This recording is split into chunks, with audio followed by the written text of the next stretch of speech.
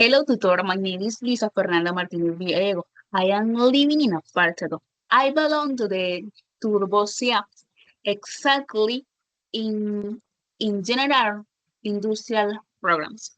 Elegí para desglosar en este ejercicio lo que sería la letra número A, y estas las voy a explicar a continuación.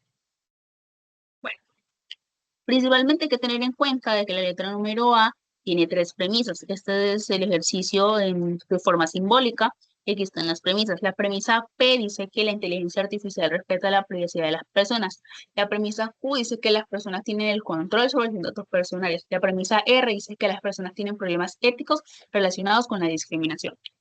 Aquí podemos ver que en el lenguaje simbólico tenemos varios conectores lógicos. El primero que vemos es la conjunción, que significa y. El segundo que vemos es la condicional, que significa entonces.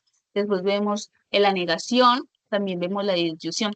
En un lenguaje natural sería estas premisas, es la unión de estas premisas teniendo en cuenta los conectores lógicos. Por eso diría así: si la inteligencia artificial respeta la privacidad de las personas y, aquí vemos el conector, las personas tienen el control sobre sus datos personales, entonces vemos el otro conector. Esto implica que, o bien, las personas no, la negación, tienen el control sobre sus datos personales, o aquí está el otro conector, estas tienen problemas éticos relacionados con la discriminación. Luego de hacer esto, dice lo que sería una tabla manual. En la tabla manual hay que tener en cuenta que tiene una fórmula. La fórmula es 2 elevado a la n, y la n es el total de las premisas. En este caso, como tenemos tres premisas, sería 2 elevado a la 3. Esto nos daría 8. Por eso aquí vemos que hay 8 filas. Lo primero que hice fue mirar de que como habían tres premisas, lo primero que yo iba a hacer era, como aquí ve que era desglosarlas. Aquí está la P, la Q y la R, solitas, sin ningún conector. Lo primero que iba a hacer, entonces P, Q, R. Entonces la P le puse 4 verdaderas, 4 falsas. La Q le puse una verdadera, le puse 2 verdaderas, 2 falsas, 2 verdaderas, 2 falsas. La R le puse una verdadera, una falsa, una verdadera, una falsa.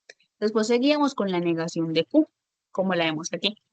Y para trabajar con la negación de Q, trabajé con la Q normal. Entonces, como esta es verdadera, entonces sería falso.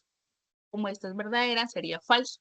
Como la Q, como lo que dice la Q, aquí dice que es falso, entonces sería verdadero porque estoy negando. Y así sucesivamente. Después empecé con los entre paréntesis. El primer entre paréntesis, que era este. En este, como tenemos la conjunción y significado, hay una regla. La regla me dice que únicamente es verdadera si las dos son verdaderas. Como la conjunción significa ahí, entonces por eso es esa regla.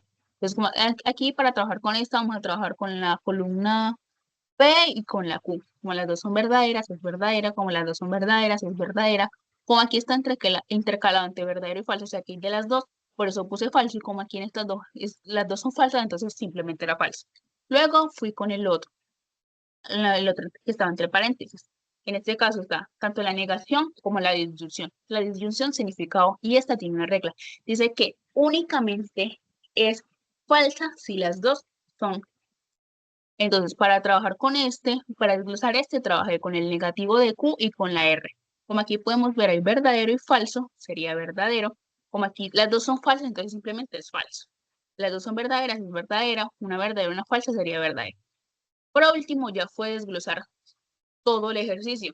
En este caso, como tenemos una condicional y la condicional significa entonces, también hay una regla.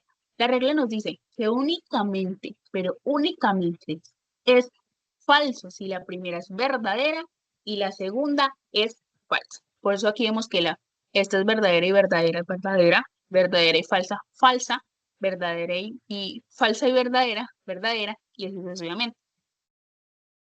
Aquí podemos ver que el resultado que nos dio está intercalado. O sea, hay verdaderas y hay falsas. Por lo tanto, es una contingente. Por último, lo que hice fue buscar la tabla de simulador que nos proporciona la universidad y comparé el resultado que me dio esta tabla de simulador, con la tabla manual que yo como estudiante realicé. Y aquí nos podemos dar cuenta de que coinciden. Por lo tanto, quiere decir que el ejercicio que yo realicé en el punto A está correcto. Muchas gracias.